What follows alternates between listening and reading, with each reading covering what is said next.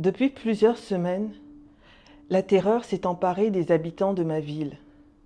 Apeurés, nombreux sont ceux qui pensent à fuir, tout quitter et trouver refuge sur de nouvelles terres. Au départ, je n'y croyais pas.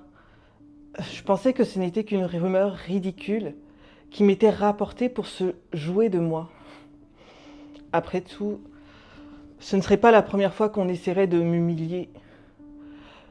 Quand on n'a pas d'autre choix que de vendre son corps pour nourrir sa famille, on apprend à composer avec le mépris des autres, l'isolement et les moqueries. Mais la situation semblait différente cette fois.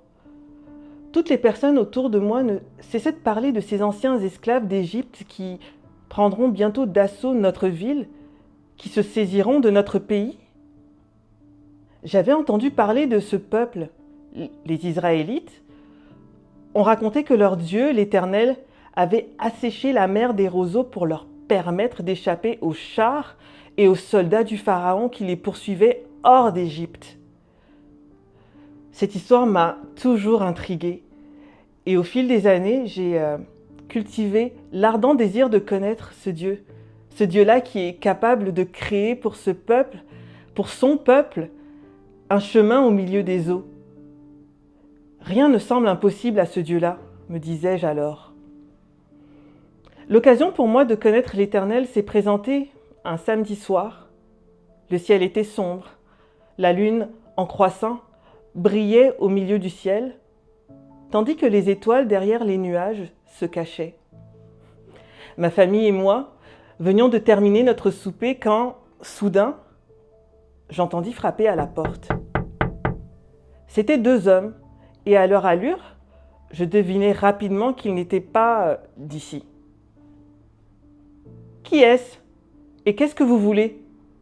demandai-je en entrouvant la porte.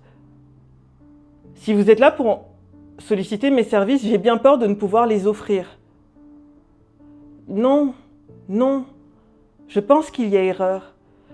Nous cherchons seulement un abri, nous n'avons nulle part où nous reposer, » dit le premier. « Nous espérions que vous accepteriez de nous héberger juste pour cette nuit, » ajouta le second.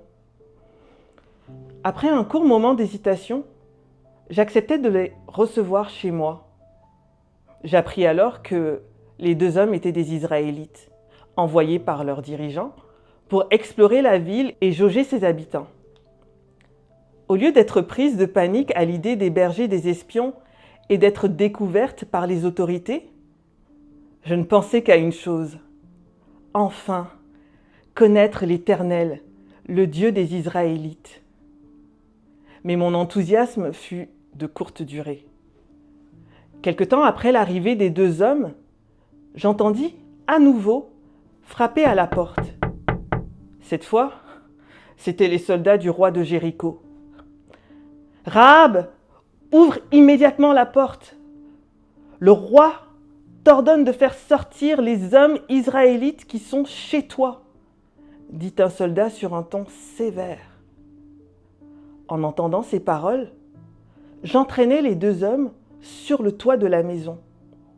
Je leur dis qu'ils devaient rester là, cachés sous des tiges de lin, et ils ne protestèrent point. Puis, je me précipitai vers la porte pour ouvrir aux soldats qui commençaient à s'impatienter. Mon cœur battait à tout rompre. Je crus un instant qu'il sortirait de ma poitrine. Essayant de cacher tant bien que mal mon angoisse, je déclarai aux soldats que bien que deux hommes étrangers étaient venus chez moi, je ne savais pas d'où ils étaient. J'affirmai ensuite que les deux hommes n'étaient pas restés longtemps chez moi et que j'ignorais où ils étaient allés. Pour terminer, j'osai leur dire qu'au lieu de continuer à m'interroger, ils devraient partir à leur poursuite sans tarder. Quand les soldats furent partis, les espions revinrent dans la maison me remercier. Je leur demandai alors de se souvenir de moi et de ma famille quand l'Éternel leur permettra de conquérir Canaan. Ils me jurèrent d'agir avec bonté et fidélité à mon égard, et ils tinrent parole. Ma rencontre avec ces hommes changea ma vie à tout jamais.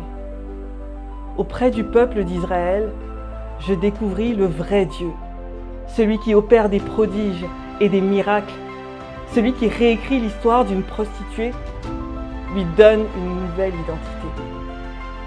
Ce que ce Dieu a fait pour moi, il peut le faire également pour toi.